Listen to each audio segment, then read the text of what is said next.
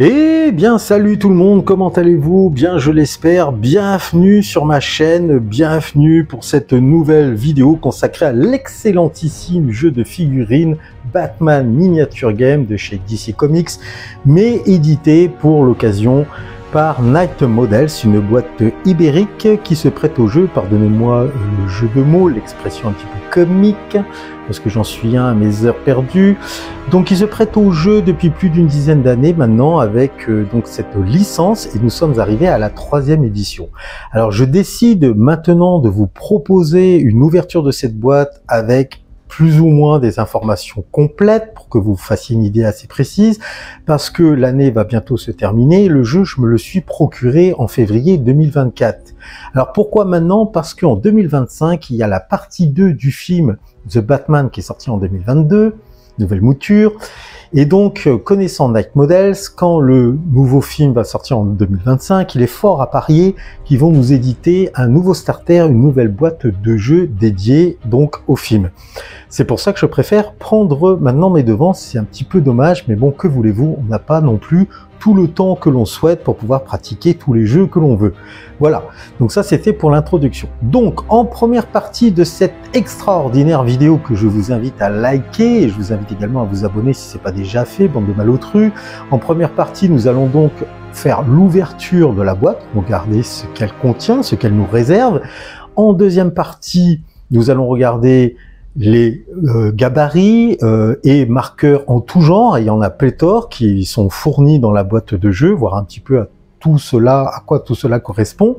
Ensuite, troisième partie, nous allons regarder toutes les figurines assemblées, et oui, par mes soins, et je vous dis, c'est du boulot.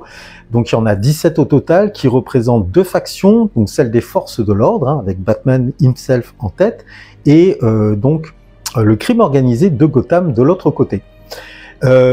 Ensuite, nous allons regarder le moteur des règles, plus ou moins en détail, hein, vous verrez. Donc je vous fournirai certainement une aide de jeu en français pour vous aider à démarrer le jeu, et moi aussi à l'occasion, parce que bon, l'anglais c'est sympa, mais c'est voilà, quand il y a tout à traiter en anglais, ça peut être assez compliqué. Et puis nous regarderons également l'application officielle qui est fournie pour nous aider justement à pratiquer le jeu. Et évidemment, nous finirons par une petite conclusion dans laquelle je vous donnerai mon ressenti, points positifs et points négatifs de cette magnifique boîte de jeu. Voilà, sans plus attendre, c'est parti. Nous allons donc commencer par le début, c'est-à-dire par l'ouverture de la boîte The Batman.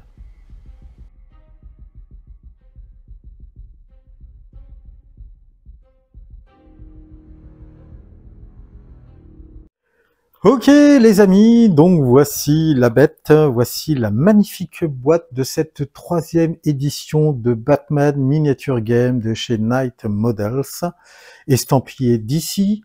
J'ai pris aussi au passage, en profitant des soldes du moment, ce complément. Donc il s'agit d'éléments de décor, cela va représenter les lampadaires et les plaques d'égout, puisqu'ils ont une importance dans le jeu. Ça, on le verra plus tard dans le descriptif des règles. Donc sachez que, quoi qu'il en soit, dans la boîte fournie, vous aurez des marqueurs pour représenter ces éléments de décor. Donc on verra ça un peu plus tard.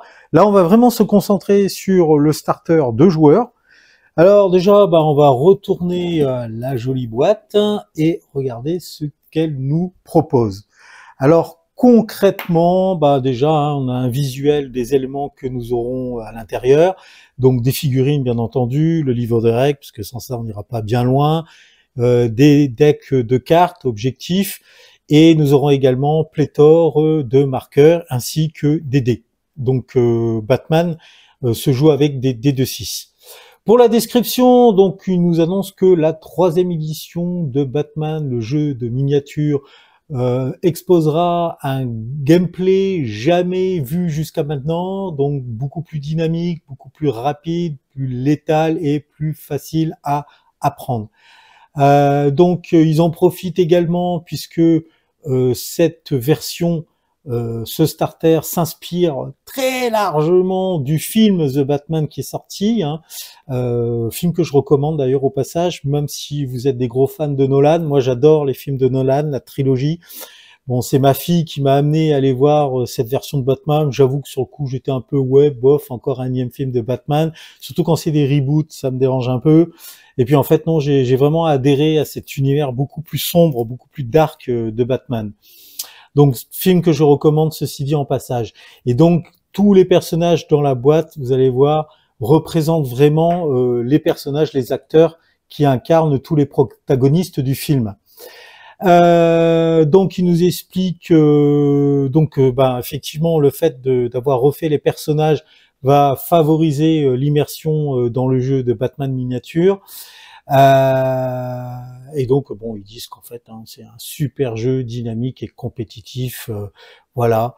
Ensuite, le contenu de la box, donc ils disent que cette boîte contient tout ce dont nous aurons besoin pour commencer à jouer, à collectionner les petits malins.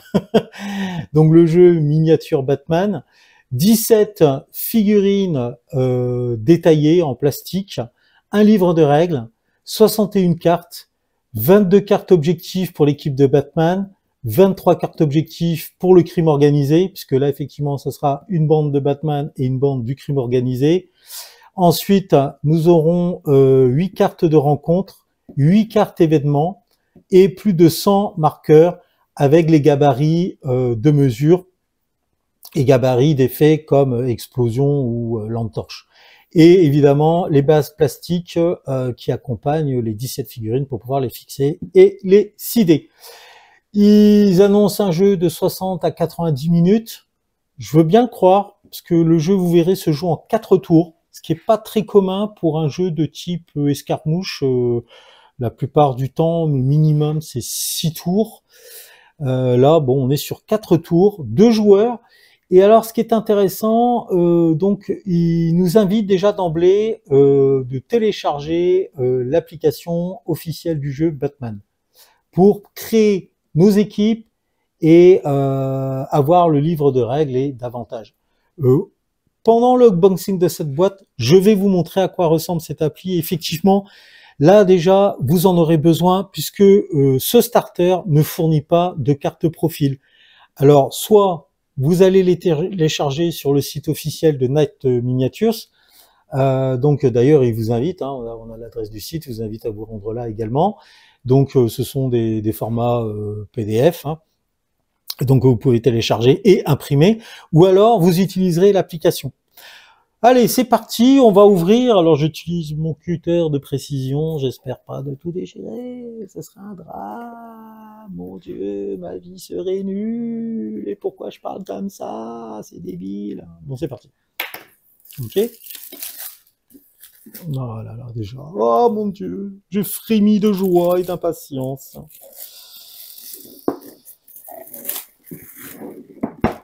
Ah, ça claque, hein, quand même.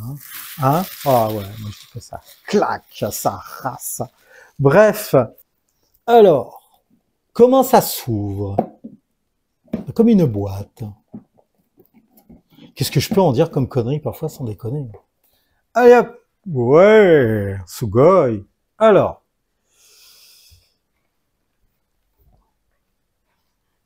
nous avons là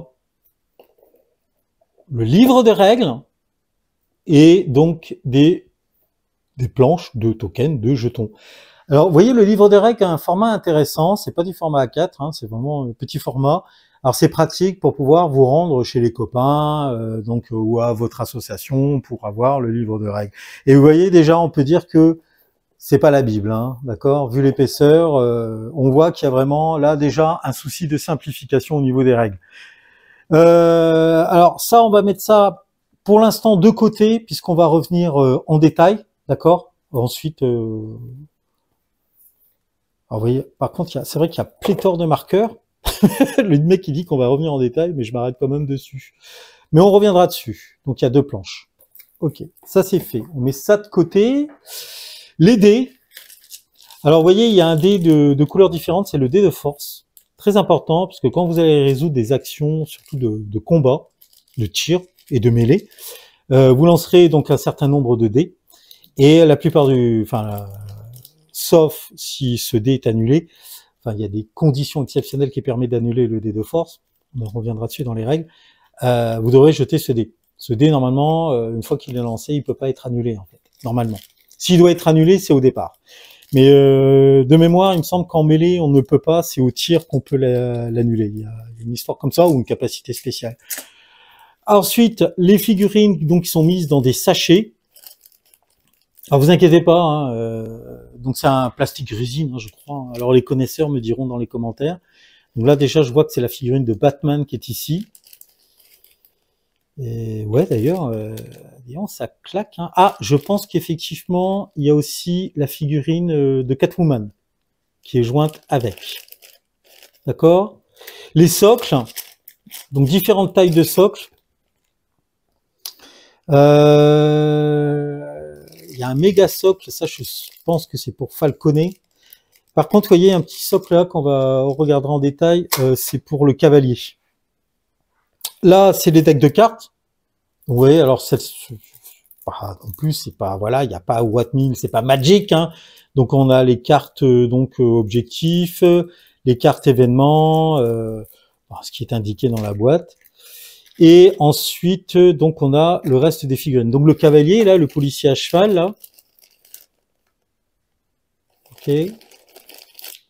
Et là, ça doit être les deux bandes, j'imagine. Hein. Ah non. Ah, ça, c'est Falcone. Donc c'est lui qui a le plus grand socle, comme je l'ai dit, on voit. Hein. Hop. Là, je pense que c'est le crime organisé. Et là, ça doit être les policiers, les forces de l'ordre, quoi. Ah non, là, c'est plutôt l'inverse. C'est le crime organisé. Je reconnais les deux jumeaux. Il y a les deux jumeaux qui sont là. Et voilà. Donc, vous voyez, bon, c'est vrai que c'est pas une boîte qui déborde de matériel, en fait. Hein. Il n'y a pas Wattmill. Après, c'est pas un jeu de plateau avec figurines. Hein, donc, mais bon, là, vous avez largement de quoi débuter le jeu de figurines Batman miniature.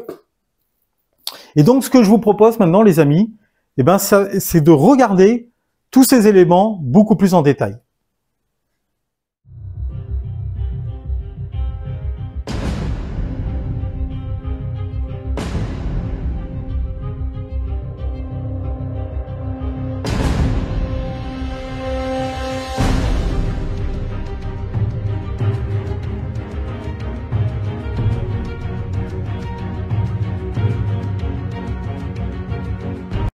Très bien, donc je vous propose maintenant de nous intéresser de plus près aux 3 planches de jetons et marqueurs fournis dans la boîte. Hein. Il y en a bien 3 au total, vous voyez. On va regarder ça en détail parce que ces marqueurs et ces jetons ont de l'importance. Hein. Ils vont vous permettre de garder une certaine traçabilité des effets que vous subissez ou que vous occasionnez et des choses aussi que vous pouvez avec lesquels vous pouvez interagir. Alors là, vous voyez, ici en bas, donc je vous montre avec mon magnifique outil de modélisme, donc des compteurs numériques, donc c'est numéroté de 1 à 5, donc ici vous en avez un certain nombre. Ensuite, là, vous voyez, avec des petites étoiles, là, ce sont des marqueurs étourdissement, donc vous voyez, vous avez des petits marqueurs, et ensuite, là-haut, vous avez des gros marqueurs.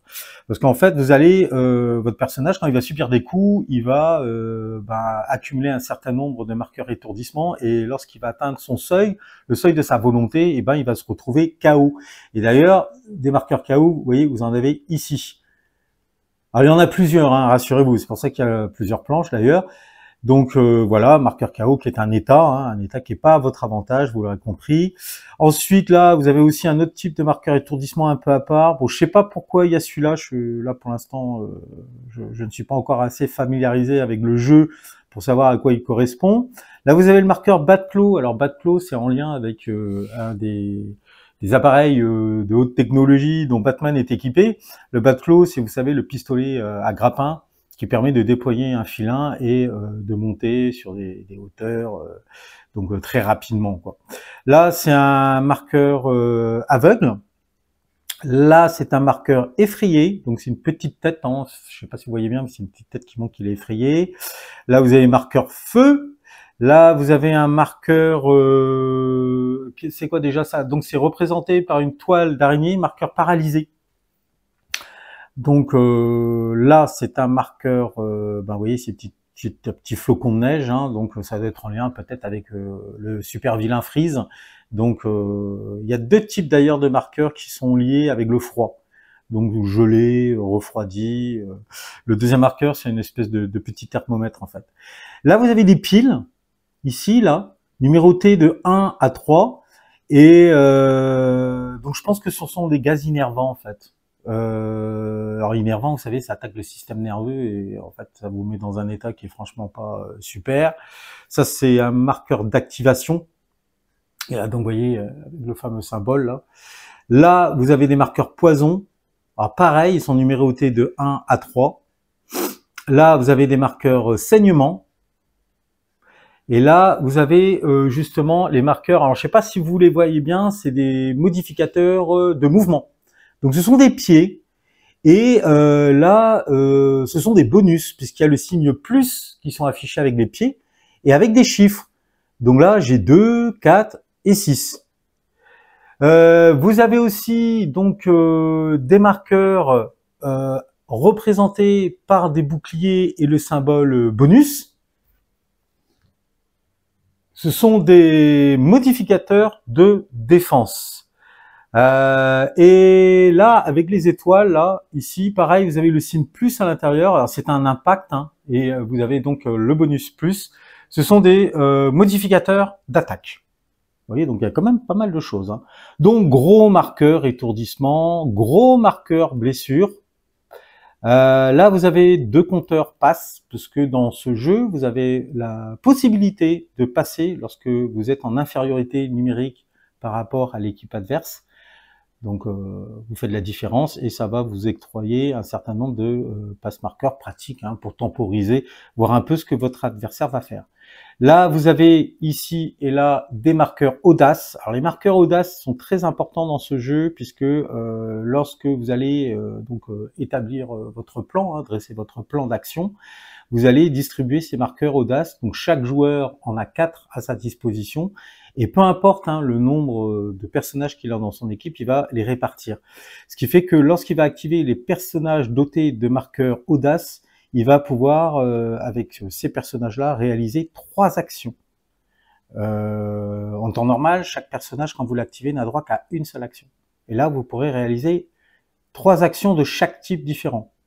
En fait, vous ne pourrez pas faire les mêmes actions lors de votre activation. Vous verrez, vous ne pourrez pas faire 2 mouvements, 2 attaques. Ça sera une de chaque. Voilà. Bon, bref. Déjà, on commence à attaquer les règles, mais on reviendra en détail, plus en détail là-dessus. Là, et vous avez les marqueurs suspects. Donc, 2 couleurs différentes, hein, normal, parce qu'il y a 2 équipes. Enfin, donc, le marqueur, donc, avec le symbole éclair ici. Vous voyez.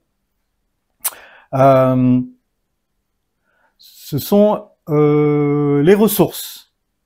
Et là, avec l'espèce de triangle validé, là, ce sont, alors je descends un peu, ce sont les marqueurs événements. Événements, ressources. Qu'est-ce qu'il y a d'autre que je n'oublie pas là, avec les dollars, donc vous voyez, on a plusieurs. Alors ça, c'est en lien avec le crime organisé, il me semble. Hein. Ce sont le marché noir, en fait. Hein. Là, vous avez une sacoche avec du pognon, c'est le butin, c'est du butin. 2 plaques d'égout, 2 lampadaires. Là, c'est un conteneur Venom. Là, c'est la possibilité de pouvoir se soigner. Et là, de pouvoir se réapprovisionner en munitions. Il me reste un marqueur que je suis sûr. J'ai passé un vite fait, je vais revenir dessus. Moi, c'est celui-là, ici en haut. Ouais, il est un petit peu isolé, hein, un petit peu caché aussi. C'est un marqueur de couronne. Alors, l'utilité, je la connais pas dans l'immédiat. Hein. On va retourner la planche. Hop. Tac. Et donc, on a de nouveaux marqueurs qui apparaissent ici, hein, et des marqueurs avec lesquels on est déjà familiarisé.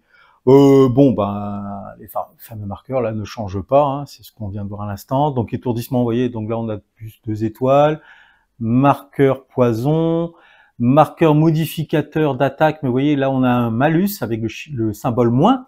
Ici, modificateur de défense, pareil, mais symbole moins. Modificateur de mouvement, pareil, modificateur négatif, hein, donc avec des malus. Des marqueurs munitions, ça on n'avait pas vu jusqu'à maintenant. Compteur numérique. Ceci. Ce sont des marqueurs terreur. Et là, vous voyez, on a des marqueurs KD. Donc, sur l'autre face, c'était des KO qui étaient en lien avec les marqueurs étourdissement. Et là, les marqueurs KD sont en lien avec les marqueurs blessures. Puisque là, pareil, votre personnage, donc il a de la volonté et de l'endurance. Lorsque vous prenez des blessures, ça affecte votre endurance. Et à un moment donné, lorsque vous cumulez trop de blessures, de marqueurs blessures, ben vous passez en statut KD. Bon là par contre, KD, vous êtes retiré normalement de la partie, hein, parce que vous avez perdu, vous avez été blessé, vous avez perdu trop de sang. Pareil, donc marqueur passe, hein, marqueur audace. Là, vous voyez par contre, ne sont pas validés, parce qu'en fait, quand vous allez activer le personnage et que vous allez réaliser ces 3 actions, alors vous n'êtes pas obligé de réaliser les 3 actions, mais voilà. Mais comme vous lui avez attribué un marqueur audace, vous allez devoir après le retourner pour qu'il soit, vous voyez, avec le symbole validé. Donc là on avait dit marqueur événement, voilà. Et là donc les nouveaux marqueurs, donc ça c'est des marqueurs preuves. Là des marqueurs de recherche, marqueurs de mouchards, on a des petits mouchards. Et là c'est par contre des marqueurs drop. Alors lâcher, j'arrive pas à bien le traduire pour l'instant. Et je vois pas trop non plus à quoi il peut être utile. Donc première planche c'est fait. Donc un B. Donc on revient à la 1A, on va retrouver exactement la même chose que sur la première planche, hein. Voilà, vous voyez, comme ça il n'y a pas de jaloux, ça fait plein de marqueurs, c'est génial, bah, très important, hein, pour le suivi de la partie, hein. Donc et là on arrive à l'autre planche. Alors l'autre planche, vous voyez, on a donc des gabarits. Donc là c'est un gabarit d'explosion avec le symbole de l'homme mystère, puisque hein, c'est le thème hein, qui ressort un peu dans cette boîte, même si c'est le crime organisé que vous affrontez. Mais je rappelle que si vous n'avez pas vu le film, Batman affronte à la fois l'homme mystère et le crime organisé. Là, c'est un gabarit étendu, alors, joli effet de flamme, hein, lance-flamme, on peut dire. Alors, vous voyez, là, c'est ce que je vous disais, sur la première planche, il y a des gabarits froids, gelés, donc ceux-là font partie de ces conditions. Gabarit flamme, gabarit effrayé, étourdi. Ouais, alors je descends vite, mais en fait, ils sont là, vous voyez. Donc, marqueur jeton de blessure, jeton numérique, modificateur pareil, hein, d'attaque, de défense, d'activation, innervant, modificateur de déplacement, et les fameuses réglettes de déplacement. Alors, je sais pas si vous voyez bien, donc là, bon, bah, ça reprend des chauves-souris, hein, c'est pas de blague, faut pas déconner, et là, c'est l'homme mystère. Bien fait d'ailleurs, hein, super bien fait, hein, donc très sympa. Alors vous avez différentes valeurs, hein. 10 pouces, 8 pouces, 6 pouces, 4 pouces, et même un tout petit marqueur de 1 pouce. Vous avez exactement la même chose hein, de l'autre côté. Et hop, si on retourne enfin, vous voyez, on change. Enfin, on change. Ça change pas non plus énormément. Hein. On retrouve la plupart des marqueurs et jetons. Mais là, vous voyez, le symbole sur le gabarit d'explosion, c'est celui de Batman. Et là, on a effectivement le gabarit étendu qui change. Hein. Là, on a plus un effet de gaz. Donc, ce qui va rappeler un peu le Joker ou, voire, pourquoi pas, l'homme épouvantail. Donc voilà pour ces 3 planches de marqueurs et jetons divers et variés.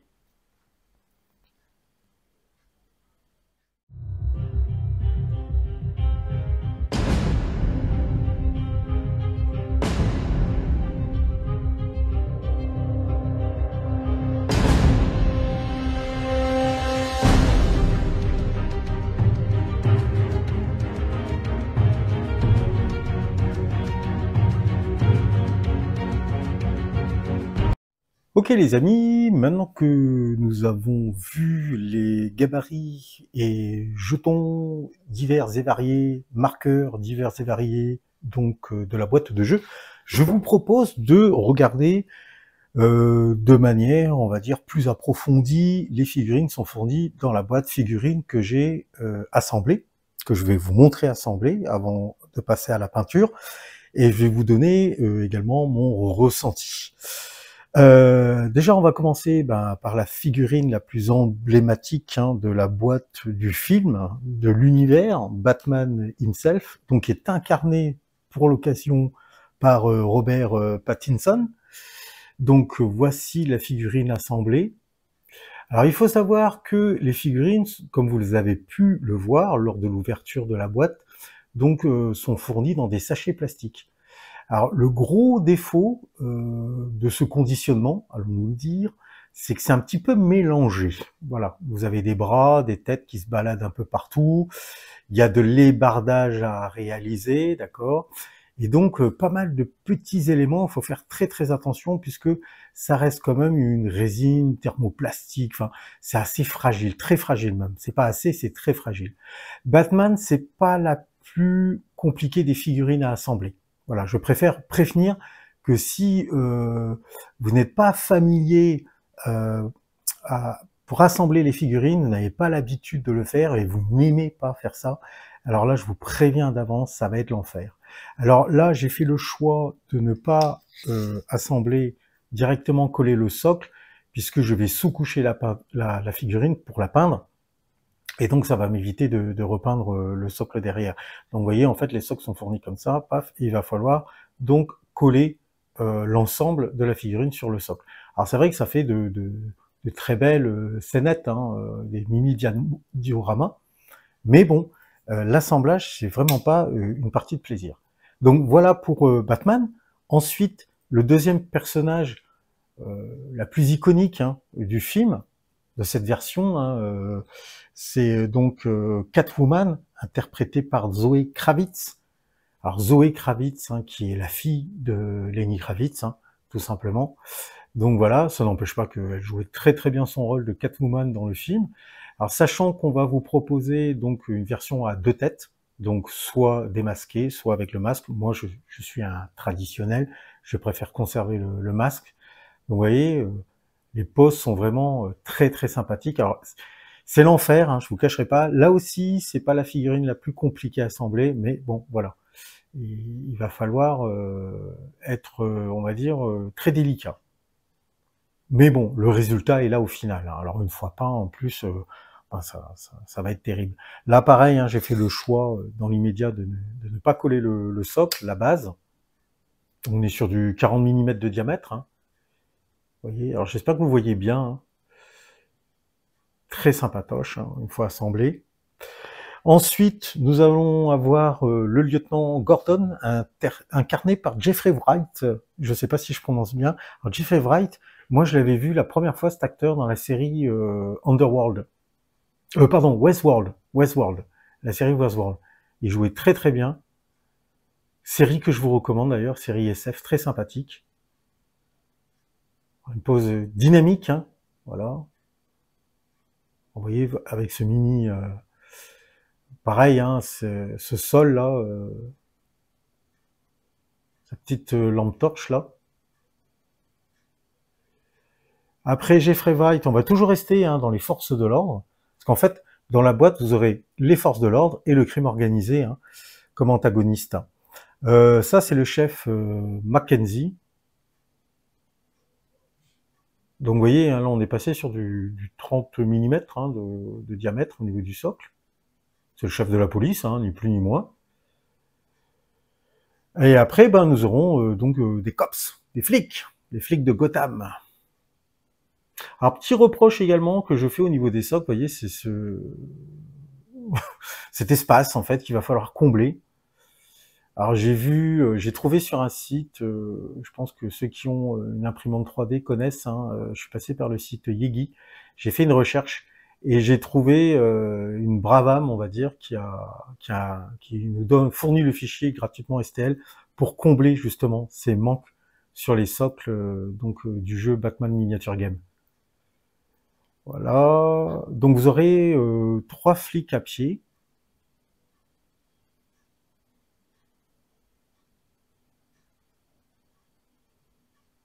Voilà. Le troisième, et vous aurez, pour finir, un cavalier. Les postes sont sympatoches, hein. Franchement, moi j'aime beaucoup. Là on voit, il lance l'alerte, il appelle des renforts, ou il signale où se trouvent les malfrats. Et voilà. Alors celle-ci était pas très évidente à assembler. Bon, peut-être que là vous le voyez à l'écran, mais au niveau de l'assemblage, en fait, son torse, quand je l'ai assemblé, bon, je l'ai mis comme ça, mais visiblement, il aurait dû être beaucoup plus tourné vers l'extérieur.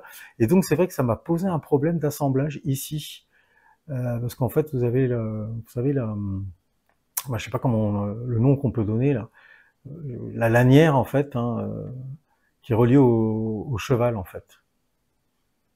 Voilà. Mais bon, c'est une pose très très dynamique, hein. Alors ça, c'était pour les forces de l'ordre. Et ensuite, donc, nous allons passer au crime organisé. Alors, le crime organisé est représenté par Carmine Falcone, c'est le chef, hein, de la pègre de Gotham, hein. Donc, alors, vous voyez, là, on est vraiment sur une très très très belle scénette, hein. Donc, il est là avec sa queue de billard au niveau de son salon, vous voyez. Alors, cette figurine, ça a été compliqué. Alors, c'est pas le personnage en lui-même, puisqu'il y avait juste ce bras-là qui tenait donc la canne de billard et sa tête accolée, hein, sur le corps. Ça a été plutôt, vous voyez, l'abat-jour, là, la petite table de chevet avec les bouteilles d'alcool. Bon, le fauteuil était d'un seul tenant, ça allait, mais il a fallu assembler, en fait, donc la petite table de chevet, les pieds, surtout le troisième pied, oui, je sais pas pourquoi, et le haut de l'abat-jour. Voilà, donc franchement, en plus c'est des pièges très fines, très fragiles, et donc c'est un petit peu casse-gueule, quoi. Il faut être patient, ça va vous demander de la minutie et de la patience, hein. Voilà, belle scénette, hein, quoi qu'il en soit, hein, c'est assez balèze. Si on prend la figurine de Batman, par comparaison, hop, vous voyez, on est sur quelque chose d'assez large, hein. Alors, petite info, hein, ça je vous l'expliquerai au travers des règles, mais un personnage, lorsque on va dire il y a une scénette intégrante, intégrée à la figurine, quand on lui tire dessus, par exemple, on ne va pas tenir compte des éléments de décor qui constituent la scénette, hein. On considère qu'elle n'existe pas. Oula, putain, mon Dieu, j'ai failli la faire, faire repartir à l'atelier de réparation. Voilà, on considère que tous ces éléments de décor ne sont pas là et ne lui offrent pas de couvert, bien entendu. Sinon, ce serait beaucoup trop facile. Donc voilà pour Falcone. Ensuite, il y avait Colin Farrell qui interprétait. Alors moi, j'avais eu du mal à le reconnaître dans le film. Je savais qu'il était dans le film, mais franchement, sur le coup, quand il est apparu à l'écran, j'ai eu vraiment du mal à le reconnaître. D'ailleurs, il y a une série, hein, qui est sortie il y a peu là sur le pingouin. Voilà, donc Colin Farrell interprète le pingouin.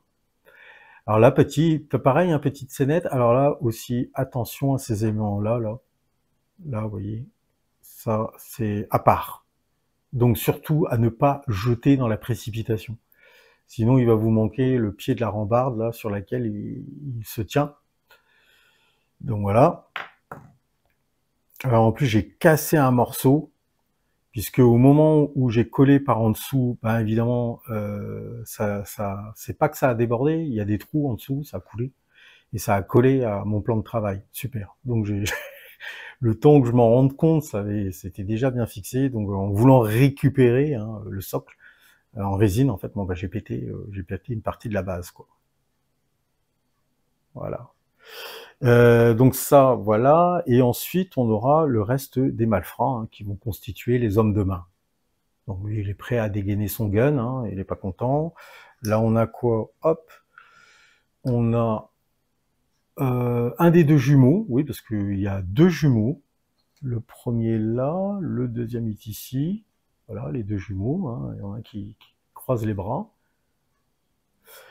Et ensuite, là, on en a un avec un poing américain prêt à frapper. Là, on en a un, visiblement, il est allé se servir pour un braquage. À tous les coups, il a une arme cachée derrière sa veste, hein, son manteau plutôt, prêt à dégainer peut-être. Alors lui, il est clairement hostile, hein, avec sa batte de baseball, hein. Et enfin, le dernier, je vous le montre, parce que là, bah, j'ai eu une désagréable surprise, hein. Bah, j'ai pas le socle, voilà. Et alors, visiblement, c'est assez courant chez Night Models, souvent, il manque des petites pièces. Par contre, j'ai une tête en plus. Alors, j'aurais, pour ma part, préféré avoir le socle. Donc, voilà, il manque le socle. Alors, est-ce que je vais contacter le SAV pour qu'on m'expédie d'Expand un socle de 30 mm? Je crois pas, je vais pas me faire chier, je vais essayer d'en récupérer un ailleurs. Mais voilà, bon voilà, c'est des choses visiblement qui peuvent arriver. Donc je me suis retrouvé avec une tête en plus, un socle en moins, donc c'est-à-dire que dans une boîte, ça se trouve, le mec il va avoir l'inverse, il va se dire what the fuck. Donc voilà, voilà pour l'ensemble des figurines, donc les forces de l'ordre et le crime organisé fournis dans la boîte de jeu.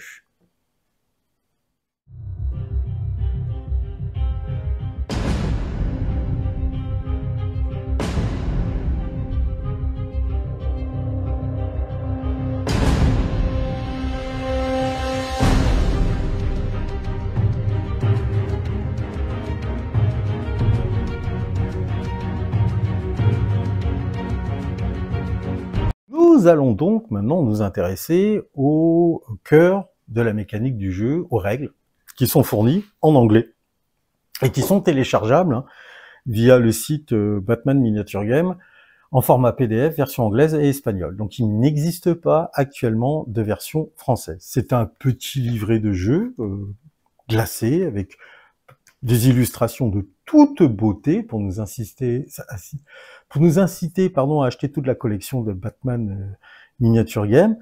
Et donc voilà, il y a 47 pages au total de règles et même si c'est en anglais, je trouve que c'est très très bien expliqué.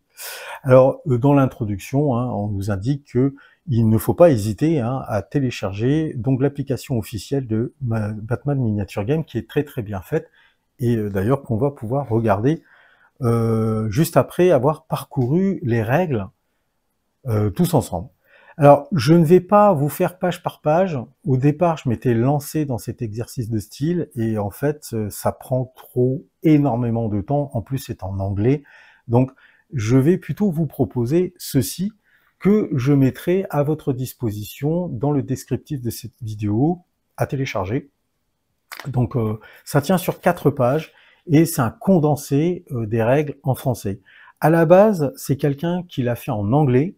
Donc je me suis approprié son fichier, hein, bon, de toute façon il était disponible, hein, librement, et donc je me suis contenté de refaire une traduction à la française pour que je puisse gagner du temps. Voilà.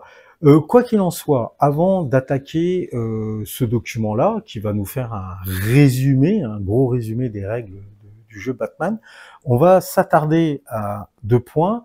Un, les cartes profil, et de 2, on va également s'attarder à la création de la bande, d'accord, au budget qui nous est alloué. Alors, concernant les cartes profil qui sont fournies pour le jeu, alors, il faut savoir que dans la boîte de jeu, vous n'aurez pas à disposition les cartes profil. Elles ne sont pas imprimées. Moi, je sais, c'est dommage. Même moi, je le regrette. J'aime bien avoir les cartes profil. Mais là, c'est pas le cas. Alors pourquoi ils ont fait ce choix? Ben en fait, vous avez 2 possibilités pour obtenir les cartes profil. Soit vous allez sur le site, hein, officiel pour télécharger toutes les cartes profil qui sont mises à jour régulièrement, donc format doc là. Donc vous les imprimez et ce sont des cartes recto verso. En fait, sur la face, vous allez avoir, par exemple, en neuf, là, vous voyez, ce sont tout ce qu'on appelle toutes les compétences, donc, enfin, les caractéristiques de vos combattants. Et au dos de cette carte, vous aurez un résumé, une explication de ces compétences, de ces traits. La deuxième option consiste à passer par l'application officielle du jeu. Et vous verrez, c'est très très bien fait, en plus c'est assez classe, on va dire, et vous aurez les mêmes informations. Il suffirait juste de cliquer sur les mots-clés pour justement avoir une explication de leur fonctionnement. Alors, concernant donc les cartes profil, qu'est-ce qu'on nous dit? Ben déjà que chaque personnage aura un nom, donc ici c'est Bruce Wayne. Ensuite en 3, c'est la taille du socle, donc là vous voyez on est sur un socle, du moins pour cette figurine, parce que attention, Des versions de Batman, il y en a diverses, il y en a pléthore. Donc celle-ci est sur un socle de 40 mm, enfin, je pense que pour Batman, ça sera souvent quoi, quoique. Et enfin, en 2, on a son alias. Donc, on sait que Bruce Wayne, bon, ben, c'est Batman, d'accord? Voilà. Ensuite, donc, on a vu, taille des socles. 4, donc, c'est son rang. Là, il a le rang de leader, sachant que vous avez différents rangs lorsque vous allez recruter votre bande. Vous avez les leaders, les hommes de main, les agents libres, les hommes de main et les véhicules. Sachant que vous allez être limité. Vous ne pouvez pas recruter plusieurs leaders, par exemple. Après, vous avez l'affiliation. Voilà, on reconnaît bien le cycle de Batman. Ça sera le cas pour le crime organisé ou pour la bande du Joker. Ensuite, il peut y avoir des rivaux. Alors, quand vous avez les rivaux, ça veut dire qu'ils ne peuvent pas être... des personnages rivaux ne peuvent pas appartenir à la même bande. Voilà, c'est une restriction qui est apportée. Et là, vous avez son coût en réputation. Donc là, ce Batman-là a 146 points de réputation. Ce sont ces points de réputation que vous allez dépenser pour pouvoir constituer votre bande. D'accord? Et enfin, en 8, donc c'est les fonds. Les fonds que le personnage également peut vous coûter. Parce que vous avez de base 1500 $ de fonds que vous allez pouvoir dépenser pour de l'équipement supplémentaire lorsque vous allez créer votre bande. Là, pour ce coup, Batman ne coûte rien. Mais des personnages peuvent venir avec leur propre équipement qui vont donc coûter de l'argent que vous allez devoir déduire du fonds. Ensuite, nous avons donc les compétences, donc ce qu'on disait, hein, tous les traits, et là il y en a pas mal. Alors c'est peut-être ça justement qui alourdit un peu le jeu. Vous voyez, ce Batman-là, il a quand même 1, 2, 3, 4, 5, 6, 7, 8, 9, 10, 11. 11 compétences. Alors certaines sont très simples, d'autres sont beaucoup plus compliquées, on va dire. Alors surtout si vous débutez le jeu, il va falloir prendre le temps de se familiariser avec toutes ces compétences. Parce que ce sont des compétences qui vont se déclencher à des moments clés, vous voyez, ou qui vont vous apporter des bonus de combat, de déplacement. Donc ça peut être aussi très situationnel. Donc au départ, c'est vrai qu'on aurait tendance à vouloir recruter plusieurs personnages, mais on va vite se rendre compte que si plus les personnages sont puissants, ont énormément de réputation, plus ils vont arriver avec une base de compétences, et le temps de tout maîtriser, l'apprentissage risque d'être assez long.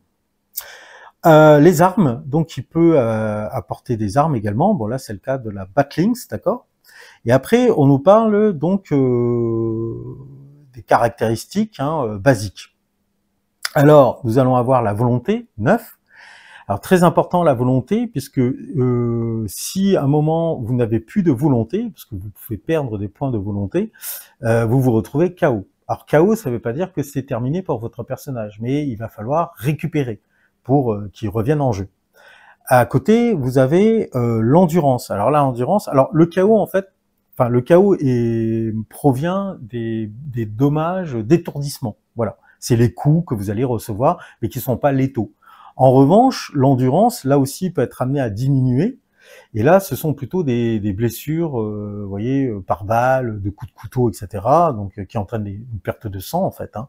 Et d'ailleurs, vous mettrez des marqueurs sang. Et donc là, marqueur sang, là, marqueur étourdissement. Et lorsque votre endurance est à 0, là, vous êtes plus KO, vous êtes carrément fini, quoi. Donc là, vous êtes retiré comme perte du jeu. Qu'est-ce qu'on a encore d'autre? Là, vous avez l'attaque. Donc 5 en attaque. Donc c'est la valeur, donc c'est le nombre de dés que vous pourrez lancer en attaque. Et à l'inverse, votre cible, lorsqu'elle va se défendre, elle va devoir tenir compte de cette valeur-là pour, avec ses G de dés, essayer de bloquer votre attaque.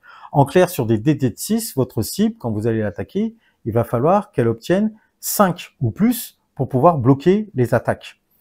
Bon, ça, vous par contre, quand vous lancez ce nombre de dés, vous allez prendre en compte la valeur de défense de votre cible.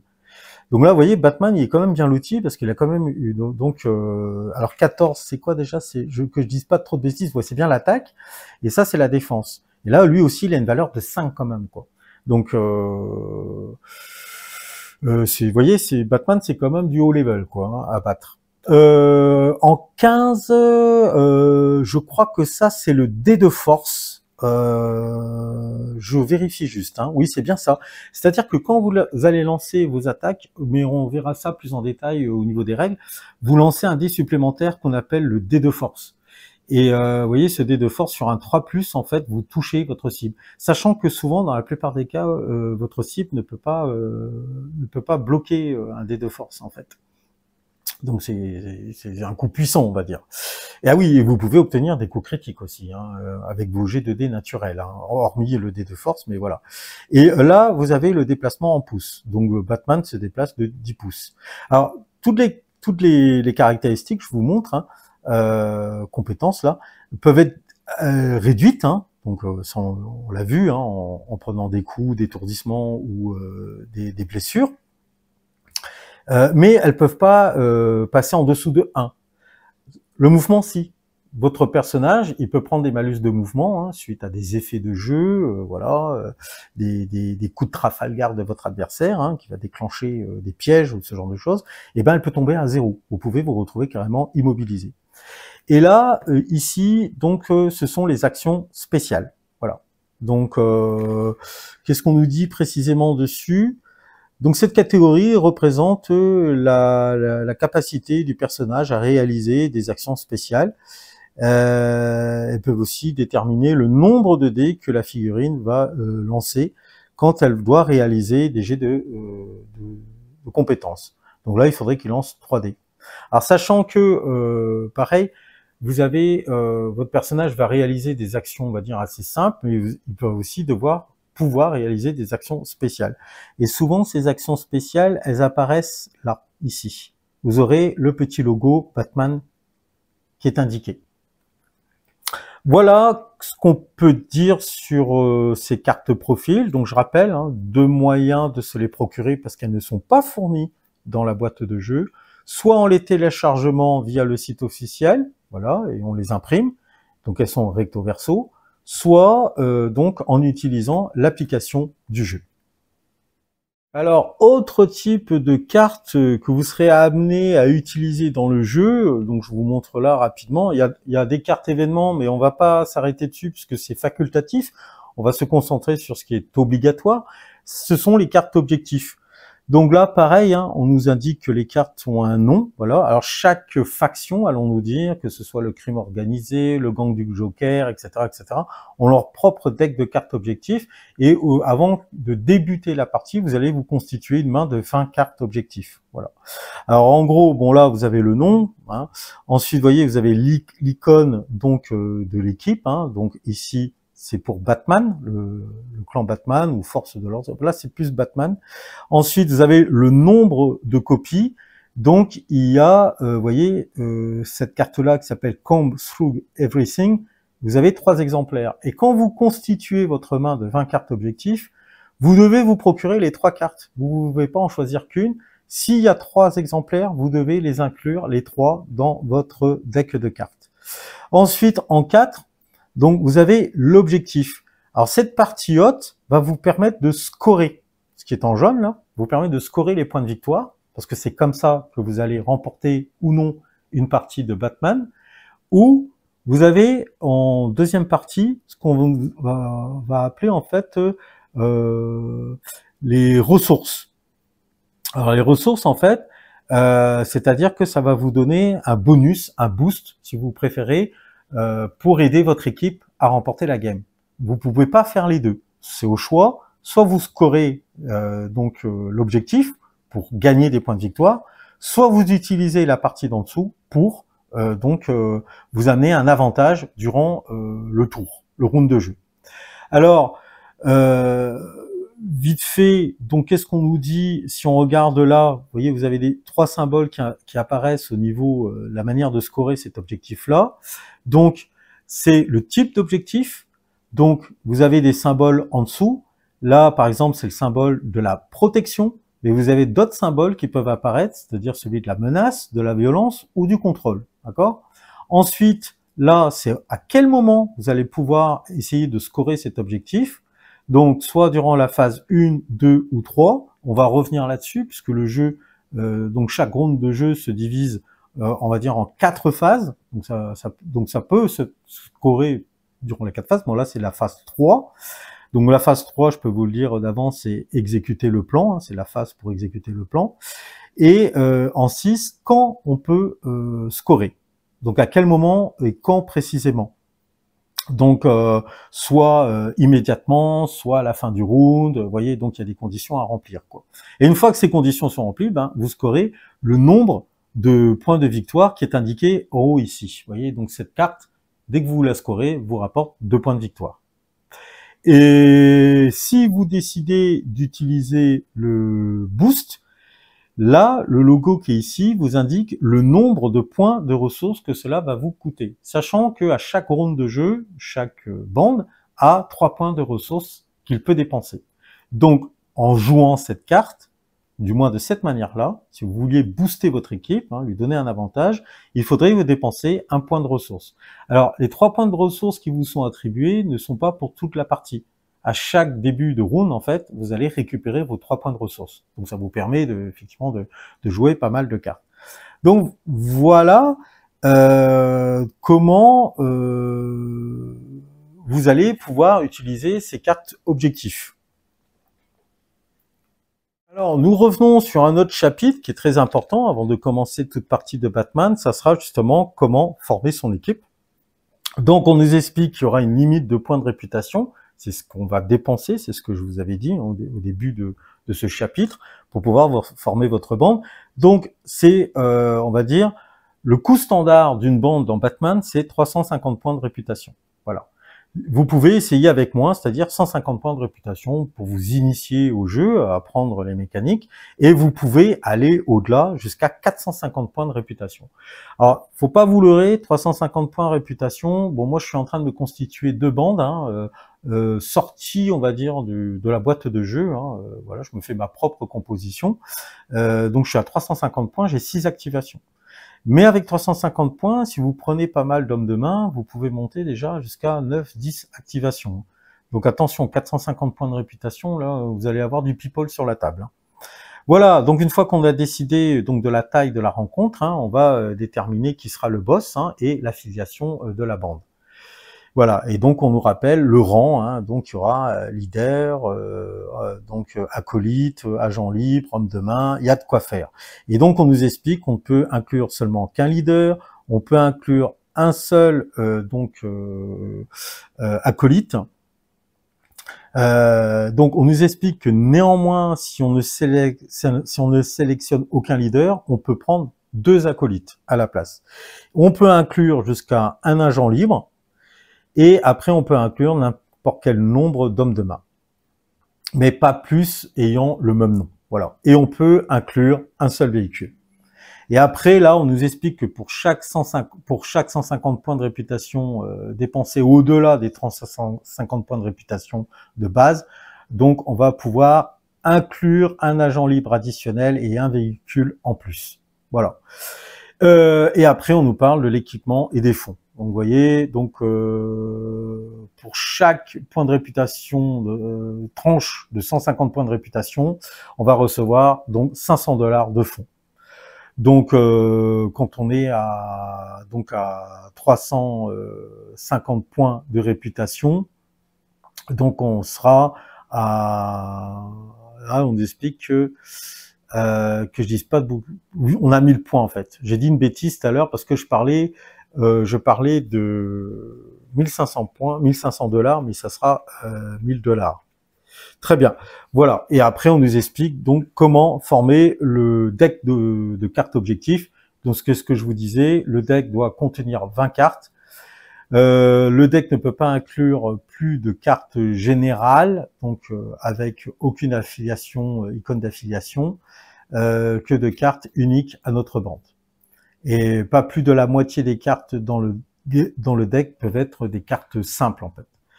Donc des cartes qui n'ont pas plusieurs copies. Voilà, bref, il y a plein de petites restrictions, mais bon, on va pas trop s'attarder là-dessus. Et ensuite, on va arriver à la partie la plus intéressante, donc préparer le jeu. Mais là, on va du coup passer avec ce document non officiel, mais qui a l'avantage d'être en français. Alors, n'hésitez pas à mettre en pause hein, ou à zoomer hein, si vous pouvez le faire. N'hésitez pas non plus dans les commentaires si vous maîtrisez le jeu ou si quelque chose vous apparaît pas très clair à le signaler. Alors sachez que ce document est appelé à évoluer évidemment. Hein, il est sur mon ordi donc je peux le retravailler. Et déjà, enfin moi j'ai remarqué qu'il manquait quelque chose, hein, certaines choses. Mais bon, c'était l'occasion pour moi de vous procurer assez rapidement, on va dire, un bon aperçu du moteur du jeu qui est proposé.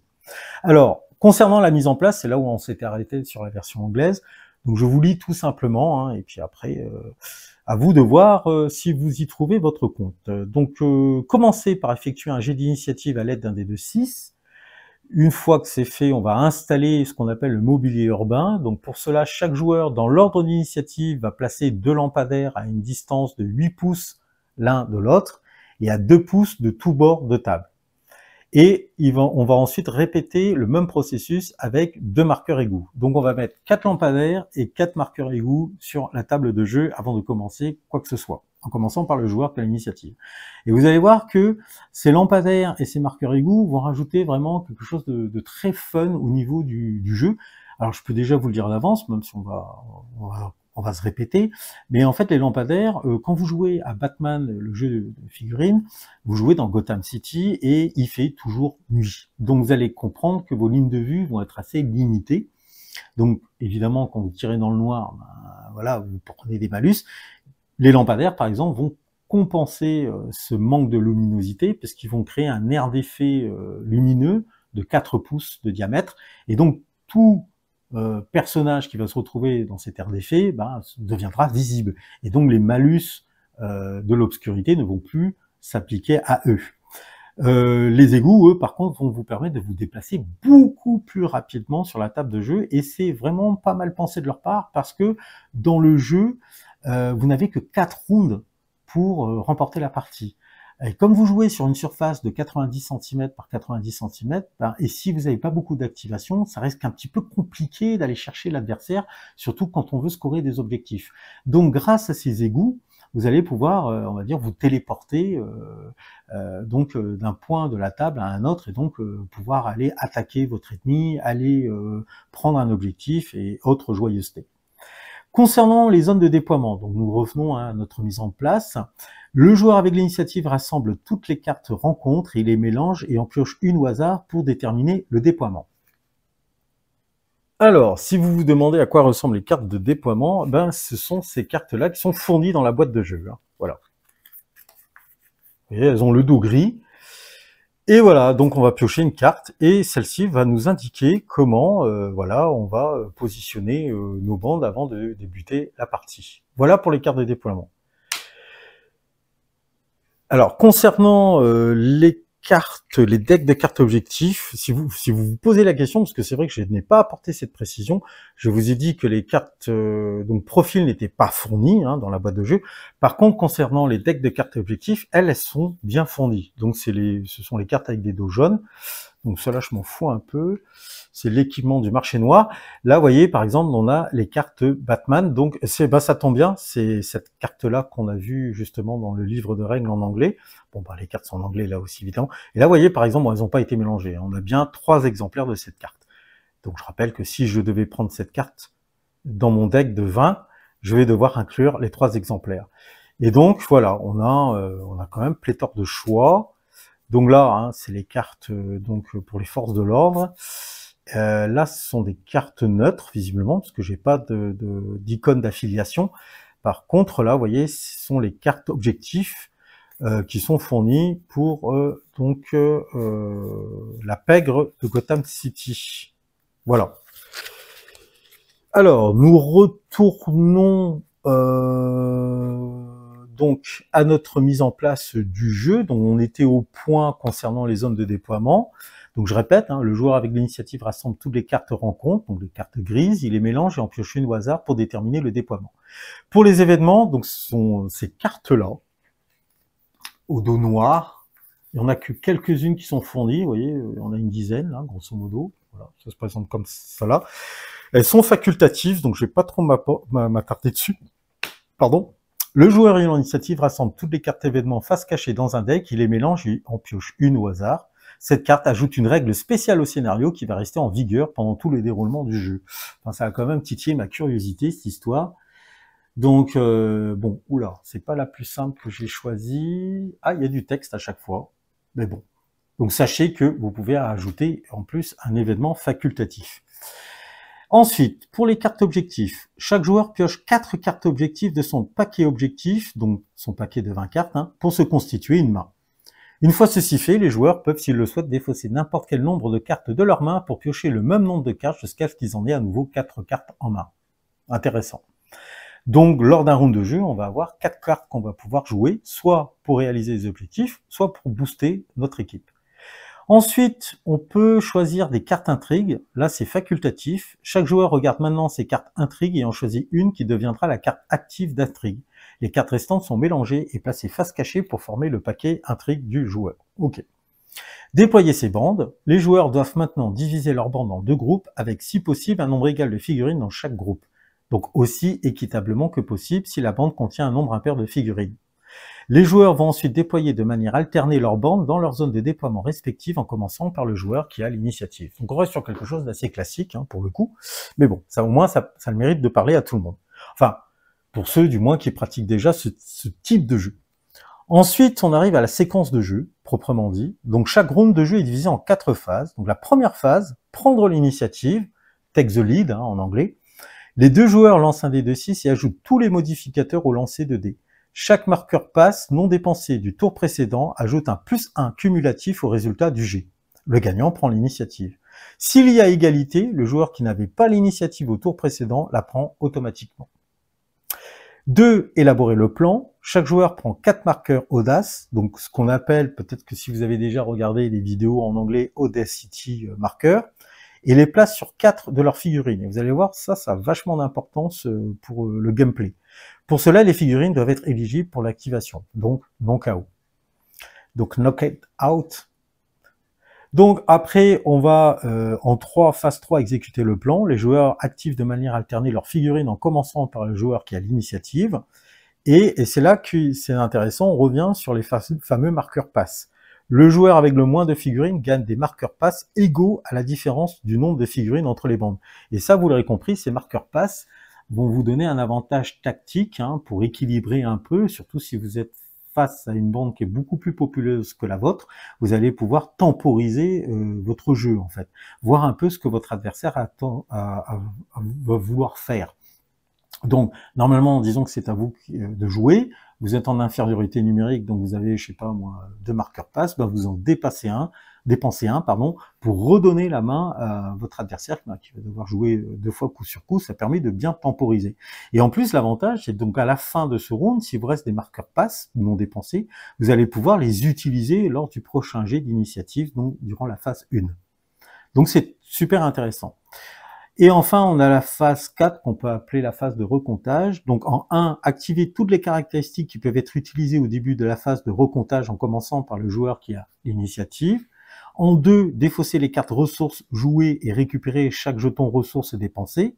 Donc je rappelle, quand vous avez vos cartes objectifs, les ressources c'est la partie inférieure des cartes. Vous voyez par exemple celle-ci là, voilà. Donc, on va défausser cette carte parce qu'elle a été jouée et on va récupérer donc le jeton ressources qui avait été dépensé avec.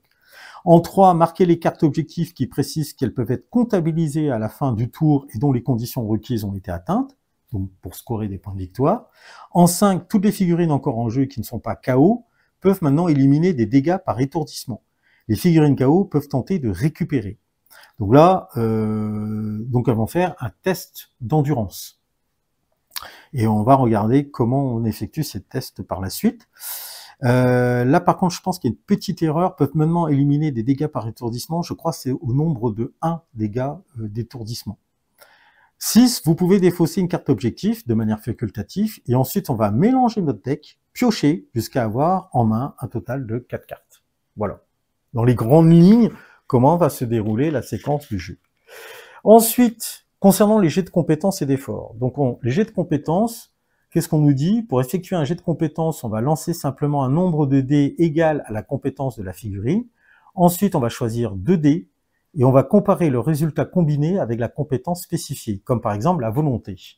Donc si on reprenait hop, excusez-moi, je reprends le livre de règles en anglais.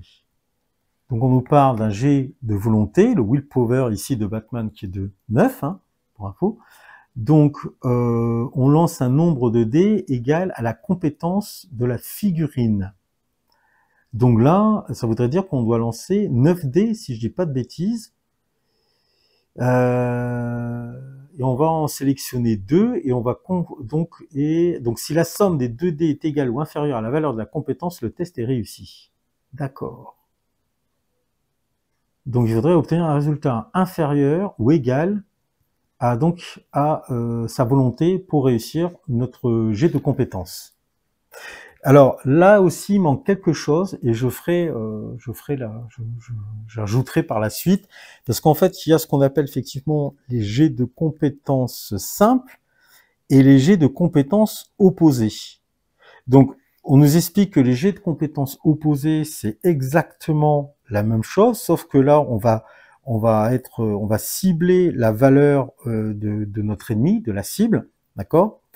Donc c'est ce qu'on appelle bien un jet de compétences opposées.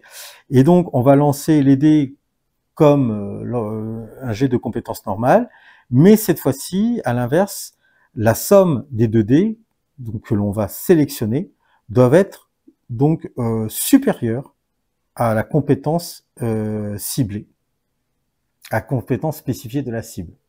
Là, c'est égal ou inférieur pour un jet de compétences dit normal, mais pour un jet de compétences opposé, il faudra que la valeur soit strictement supérieure à la valeur de la cible.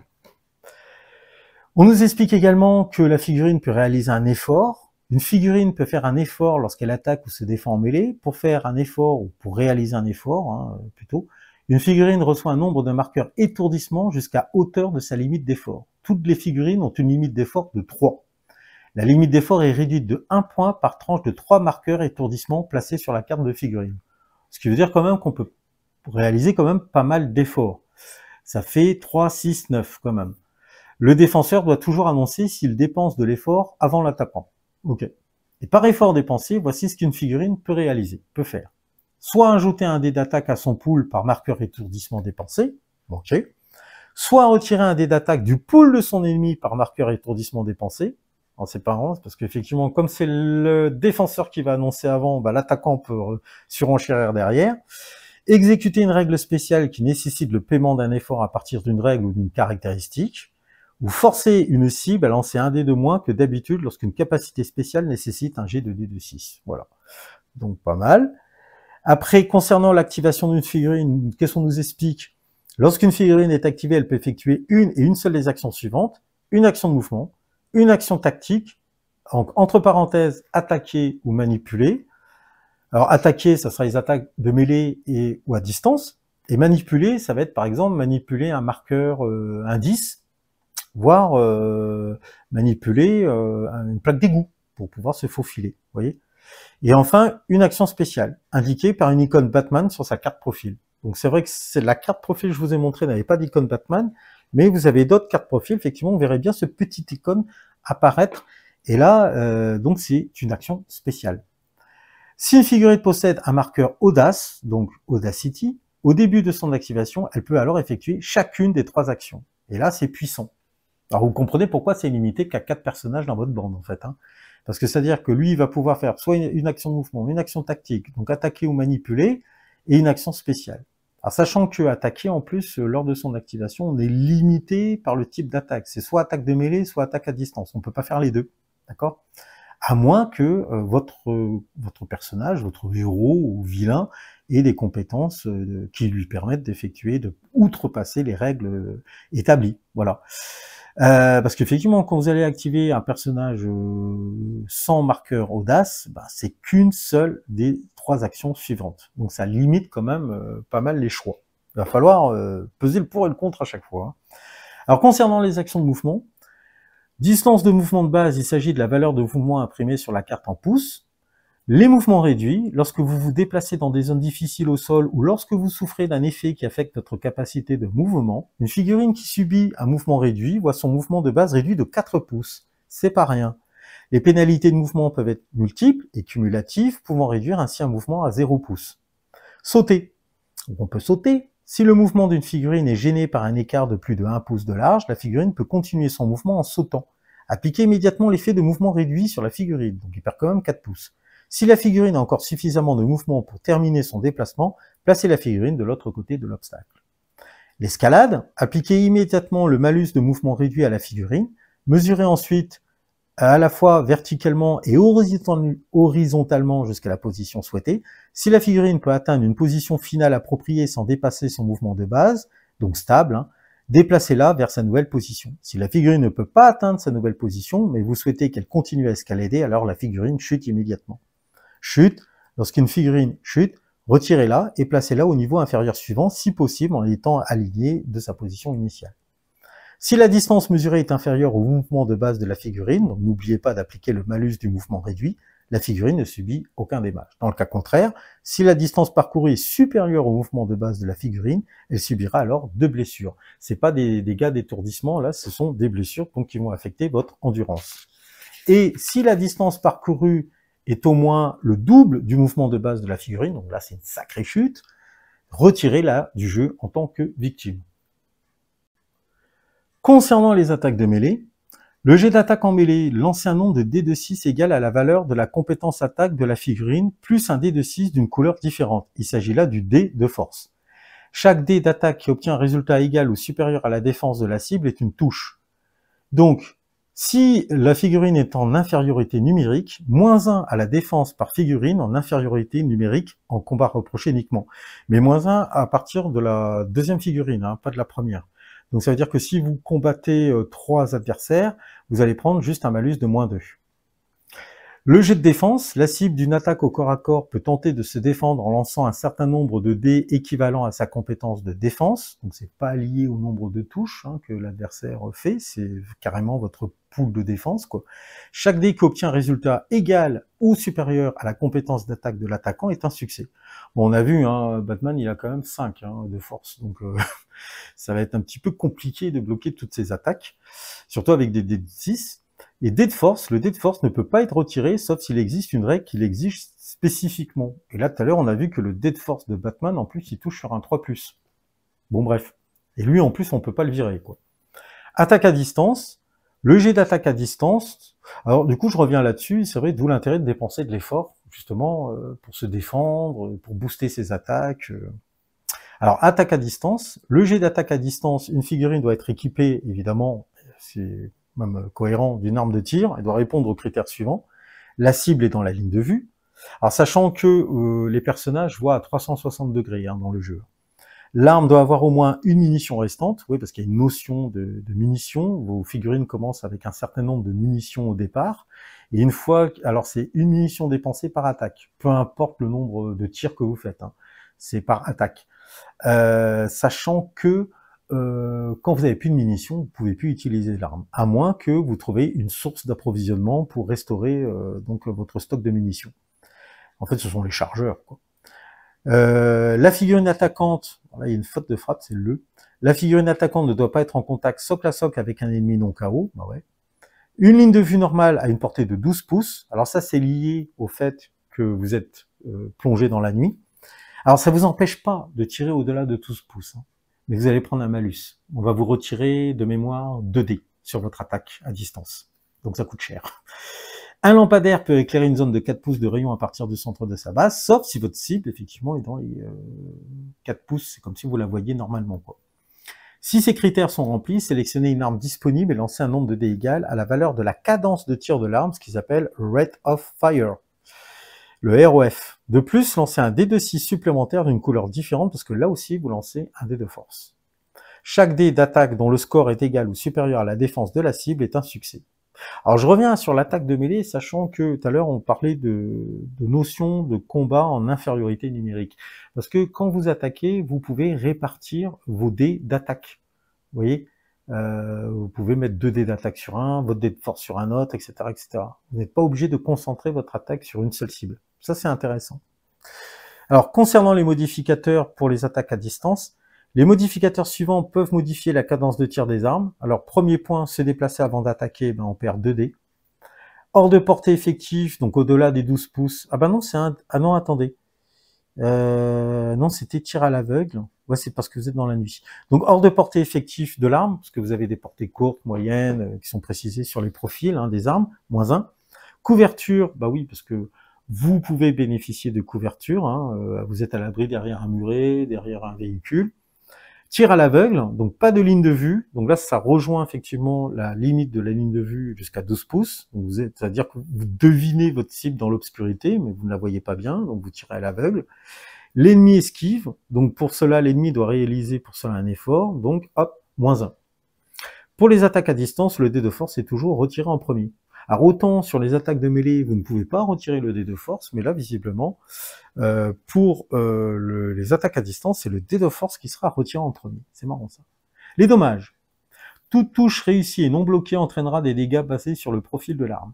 Les dégâts par étourdissement sont représentés par un marqueur étoile qu'on mettra sur la fiche du personnage ou à proximité de la figurine.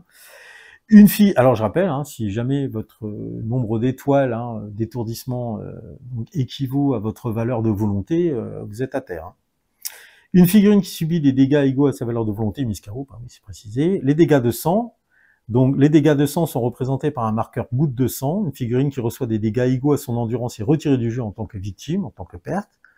Les dommages critiques. Lors de l'exécution d'un jet d'attaque, donc de mêlée ou à distance, si le dé de force obtient un résultat naturel de 6, vous avez réussi un coup critique. En plus des dégâts normaux, la figurine est mise KO, à moins que la figurine subisse un autre effet critique. Si tel est le cas, la figurine peut choisir l'effet qu'elle souhaite appliquer. Bon, ça c'est au choix de l'attaquant. Mais c'est intéressant, parce qu'en plus, vous blessez votre cible, et en plus, vous le mettez KO. Donc, KO, les figurines KO ne peuvent pas attaquer, se défendre, réaliser des effets forts, elles ne peuvent utiliser aucune caractéristique qui nécessite une action ou un effort pour s'activer jusqu'à ce qu'elles se relèvent. Les figurines KO subissent -1 à leur valeur de défense. Donc ça devient des proies très vulnérables. Vous pouvez, en fait, son endurance est HS, enfin sa volonté est HS, donc il vous reste plus qu'à la terminer au niveau de l'endurance. Les marqueurs suspects, donc c'est ce qui va permettre de scorer la plupart du temps, parce que c'est surtout autour de ça que les cartes objectifs ont joué, si j'ai bien compris le jeu. J'ai pas encore fait de partie, je préfère être clair, mais j'ai commencé à regarder les vidéos, à m'intéresser vraiment au jeu.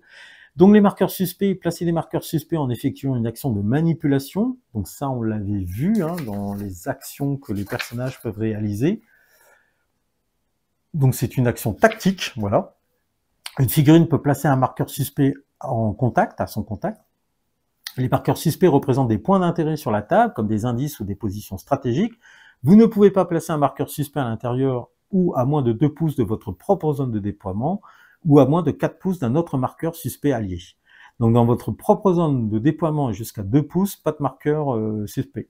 Ouais, sinon ce serait trop facile. Remarque, un joueur ne peut avoir plus de 8 marqueurs suspects en jeu en même temps. Ok. Alors il faudra que j'inverse là. Révéler les marqueurs suspects. Un marqueur suspect ennemi peut être retiré de la zone de jeu par une figurine qui se trouve au contact du marqueur en utilisant l'action manipuler. Cette action s'appelle révéler. Donc ça, ce sont vos adversaires qui vont vous empêcher de scorer. Et on revient sur le deck de cartes objectifs. Donc les divers types d'objectifs représentés dans le jeu sont la protection, la menace, la violence et le contrôle. Donc ça, c'est indiqué par les icônes sur les cartes. Défausser, si un effet de jeu vous demande de défausser une carte objectif, choisissez une carte de votre main et placez-la en dessous du paquet de cartes objectifs face cachée.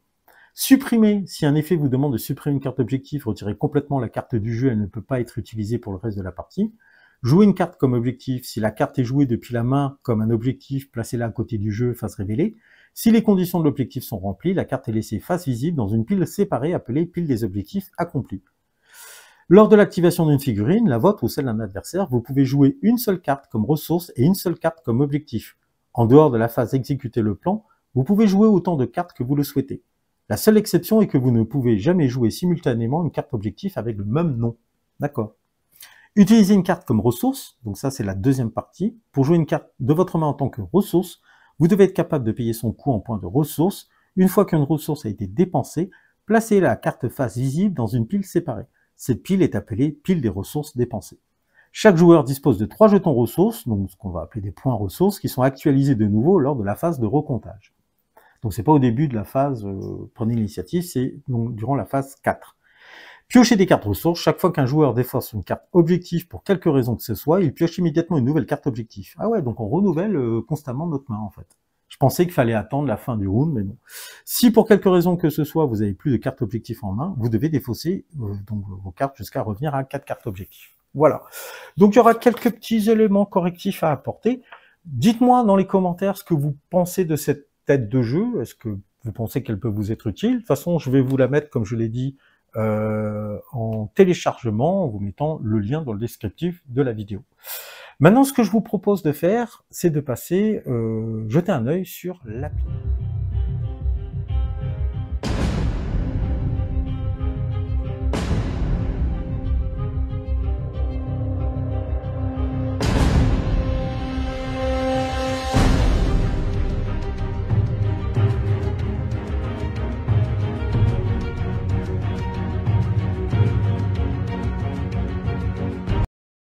Très bien les amis, donc pour clôturer cette vidéo, je vous propose donc de nous attarder sur l'application officielle du jeu Batman Miniature Game.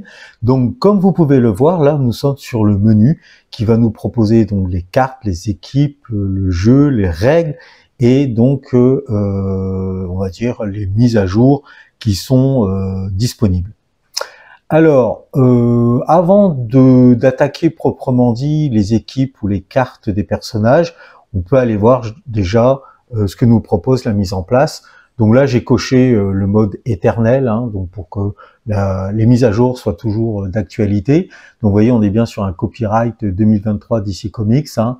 Donc voilà, copyright également Night Models, bref, et donc qui m'indique que toutes les mises à jour seront amenés. Donc par exemple là la dernière elle date du 23 février 2024, donc de nouveaux ajouts ont été faits. Killer Moss et William Com ont été ajoutés à l'équipe des Suicide Squad et que le profil de Man-Bat a été également mis à jour. Vous voyez, donc bref, et après 15 février, 14 février et puis ça remonte. Donc on voit quand même que les mises à jour sont faites de manière très régulière. Donc voilà pour le settings.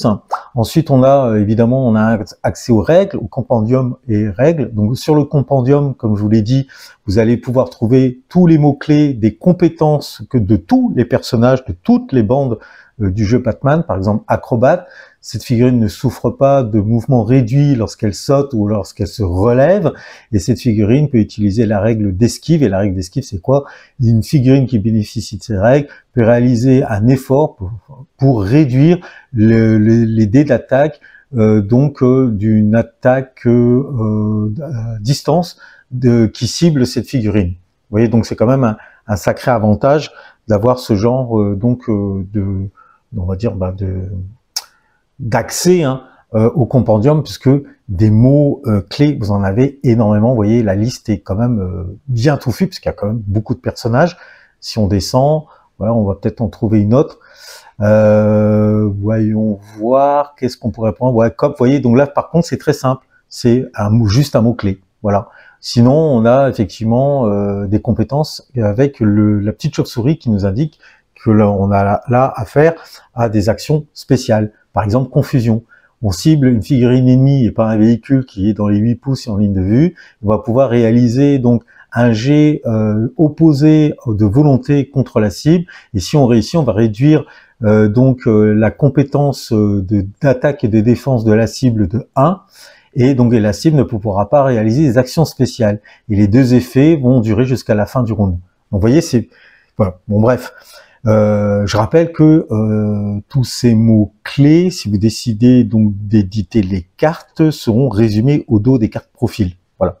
Mais si vous souhaitez juste utiliser l'application, voilà. Donc le compendium, le livre de règles, on va pouvoir accéder dessus. Donc ça va aller assez vite, hein, voilà. Donc les règles, hein, je rappelle, sont en anglais, là principalement. Hein. Donc c'est très très bien fait. Hein, vous voyez, donc c'est exactement le même livre de règles hein, que vous retrouvez dans la boîte de jeu. Avec toutes les illustrations, c'est vraiment... Voilà. Donc voilà, et pour le jeu, en fait, c'est lorsque... alors plutôt dans les règles, je reviens dans les règles, parce qu'il y a aussi une fac, voilà. Donc celle-ci date de décembre 2023. Bon, on passe rapidement, je vous avouerai que j'ai pas regardé les mises à jour, hein, les facts concernant les règles. Je reste pour l'instant sur les règles fournies dans la boîte.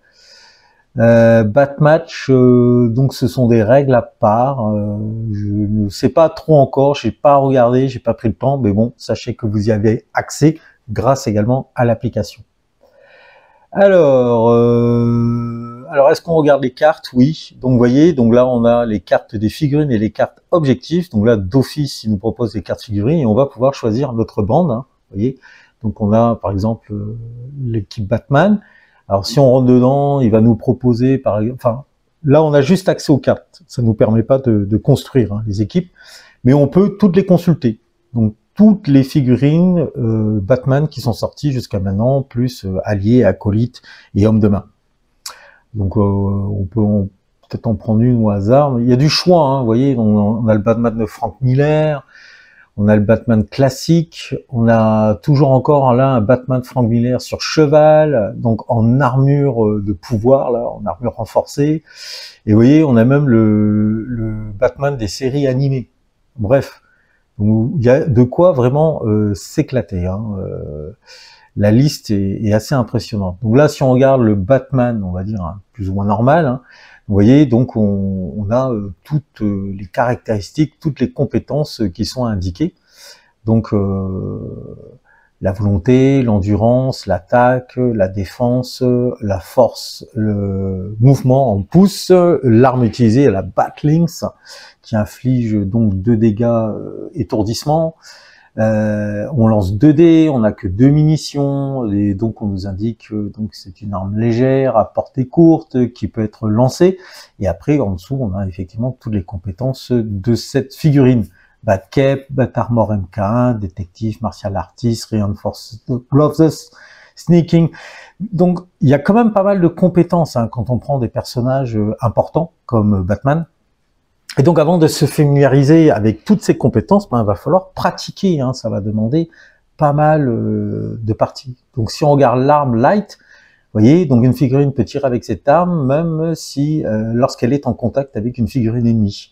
Il suffit juste en fait de cliquer sur le mot qui vous intéresse. Donc là j'ai cliqué sur light, short range, donc la portée effective de cette arme est de 8 pouces. Vous voyez, donc on a quand même toutes les indications. Et throwing, donc cette arme donc ne perd pas de dés lorsqu'on se déplace avant l'attaque. Oui, parce que on l'a vu, lorsque vous vous déplacez avant un tir, vous prenez un malus sur vos dés. Que dire de plus? Il y a tellement de choses à dire en fait, mais bon, on peut pas se permettre de faire chaque personnage hein, les uns après les autres, hein. Sinon on y est encore là demain. Déjà que la vidéo commence à être assez longue.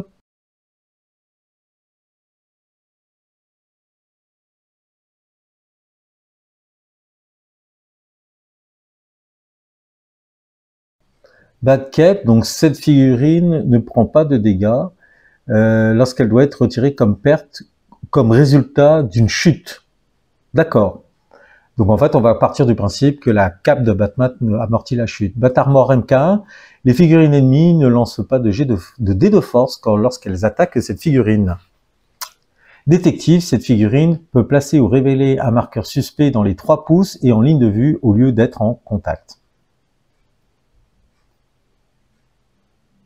Et voilà. Donc, vous voyez, bon bah. Et ensuite, donc, si on regarde dans les cartes, donc ça on avait déjà regardé. Hein. On était dans la famille Batman là. Qu'est-ce que je voulais vous montrer d'autre? Oui, bon, par exemple le commissaire Gordon, hein, qui utilise un pistolet automatique. Hein, donc, vous voyez, short range, ça reprend la même chose. Donc, c'est une arme à feu et qui est légère et qui va infliger comme dégâts, donc un dégât étourdissement et un dégât de sang lorsqu'elle touche. Alors ouais, c'est ça, il y a une action spéciale arrest quand vous êtes en contact d'un ennemi KO et non un véhicule, cette figurine peut immédiatement retirer cette figurine KO du jeu comme perte. Vous voyez, c'est une action spéciale qui est hyper intéressante lorsque vous utilisez la police, quoi, les policiers. Voilà, et après, donc on a les équipes. Alors moi, j'ai commencé à me constituer 2 équipes, une de Batman et une du Joker. Donc je ne vais pas jouer proprement dit, enfin pour commencer le jeu, je ne jouerai pas crime organisé. Donc vous voyez dans mon équipe de Batman, j'ai 6 activations au total, j'ai 342 points de réputation sur 350 et j'ai déjà dépensé, avant même d'avoir dépensé le moindre sou, 500 $ sur les 1500 $ de disponibles. En fait j'ai fait une erreur, je vous disais que vous aviez que 1000 $, mais en fait c'est bien 1500 $ que vous avez de base. Par contre pour l'instant vous voyez je n'ai pris aucune carte objectif. Alors là, je suis limité à 30, mais dans le jeu, c'est 20. Alors, je sais pas pourquoi on peut monter jusqu'à 30. Bon, c'est 20 cartes. Et donc, vous voyez, donc là, j'ai pris le Batman de Robert Pattinson, j'ai le Red Robin, et après, j'ai 3 Henchman en tant qu'agent de police. Et pour terminer, j'ai complété avec Nightwing.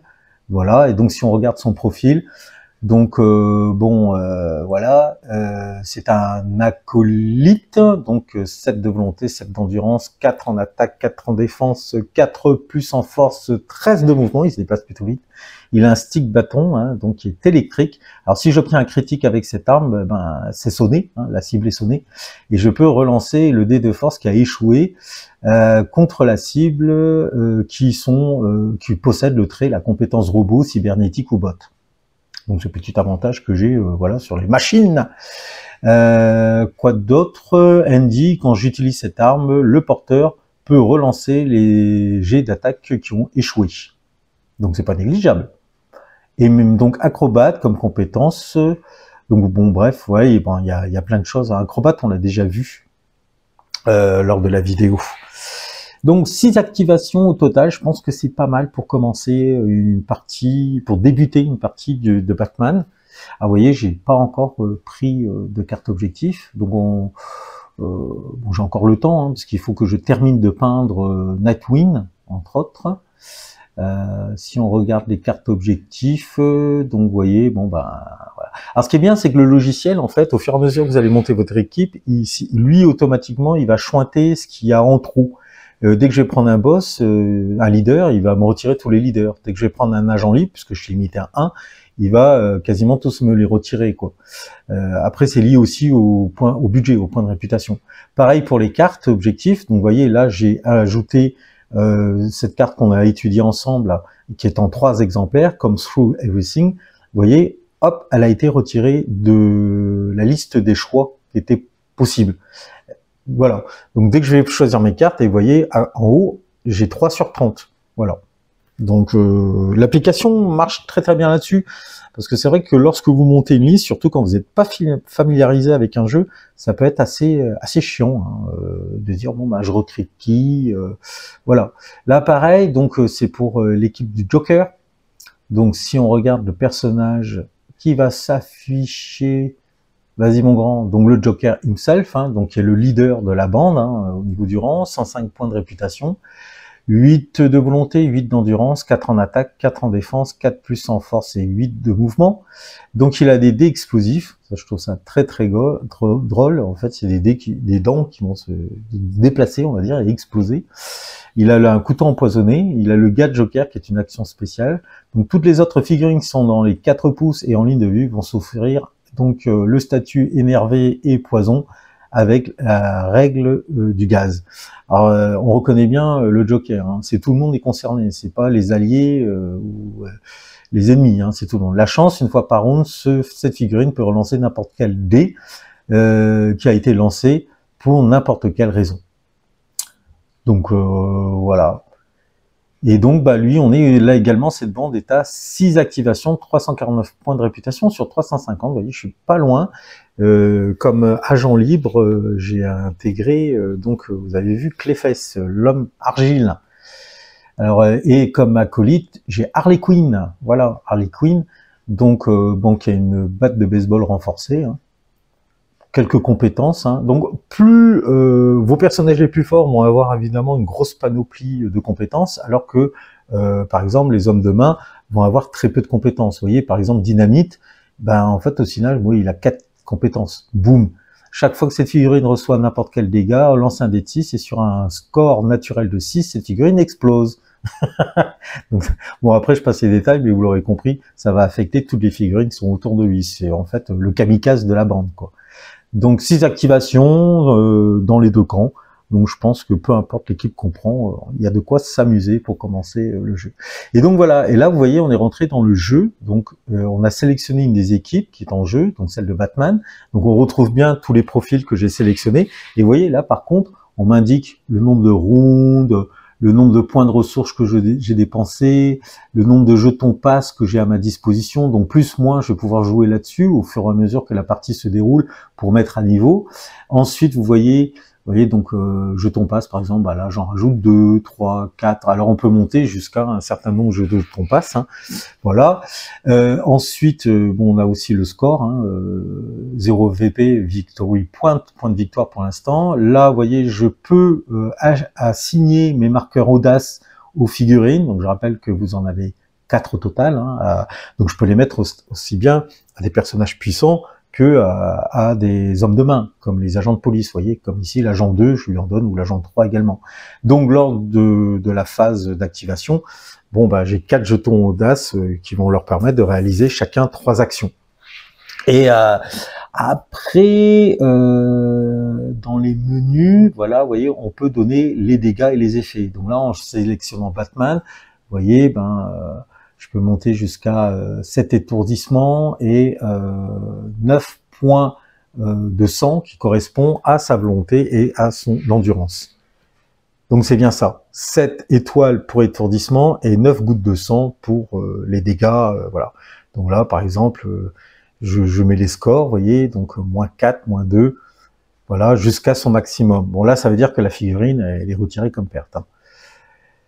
Et on a également les effets. Donc vous voyez, effet d'acide, les bonus d'attaque, les pénalités en attaque, l'aveuglement, les bonus de défense, les pénalités en défense, le fait donc d'énervement là, et les munitions concernant les armes. On va pouvoir justement mettre ça en place. Donc c'est quand même une appli qui est hyper bien foutue. J'avais un petit peu peur au départ parce que je m'étais dit, bon d'accord, c'est sympa l'appli, pas de carte profil, mais comment on va gérer les jetons, les effets, les statuts que les personnages vont subir pendant la partie. Mais en fait, ils y ont pensé.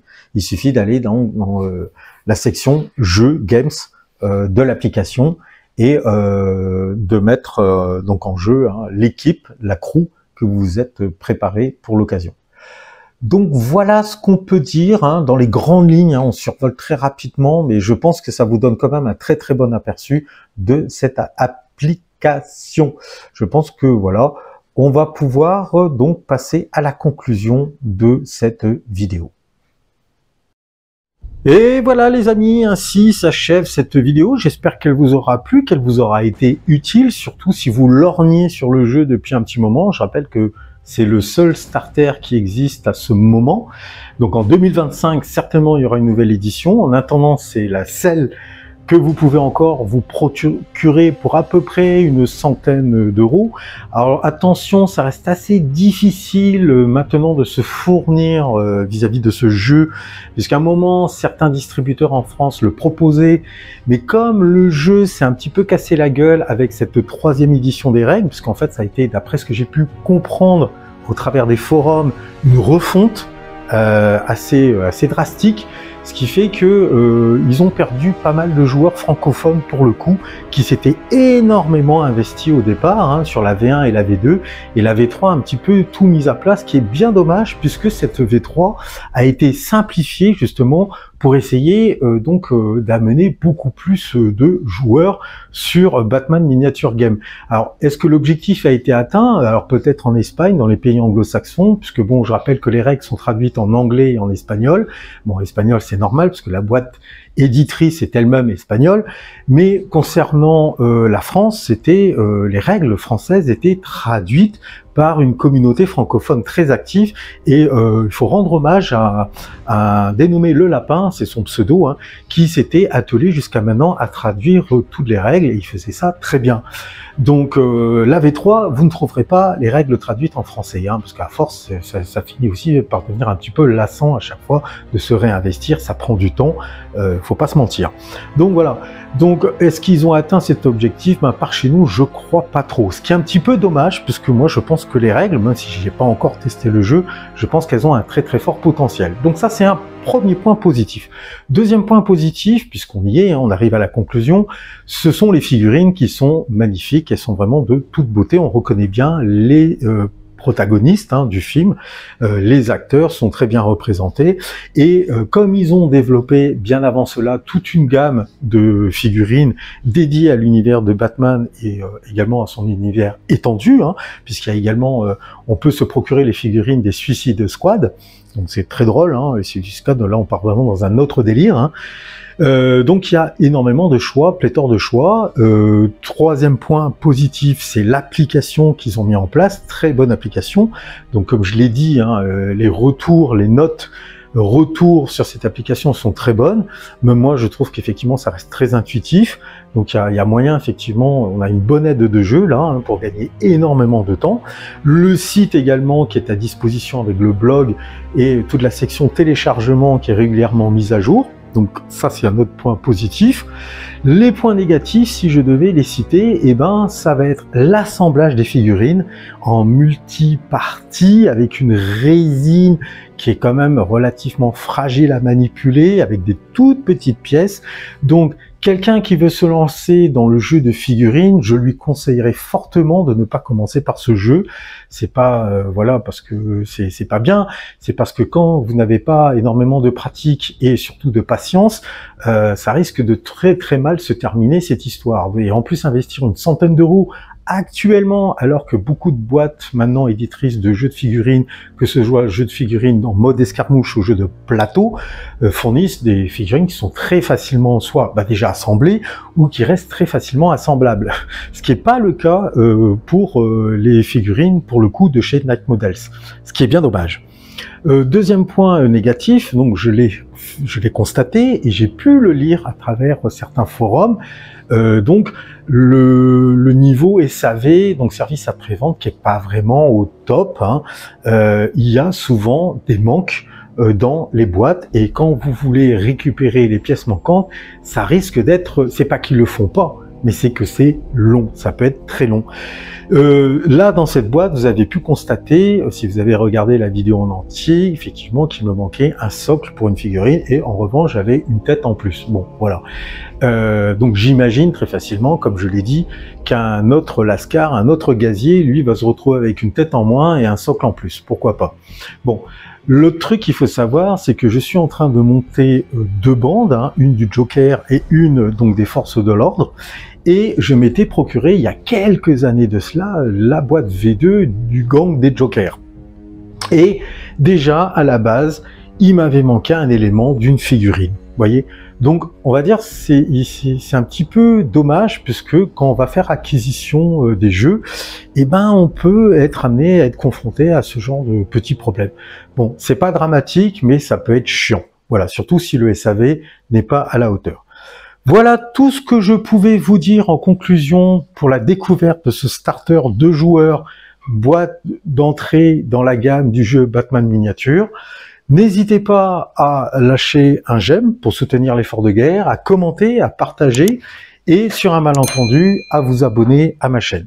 Sur ce, prenez soin de vous. Je vous dis à très très bientôt pour la suite de nos aventures vidéoludiques. Bisous, poutou, ciao.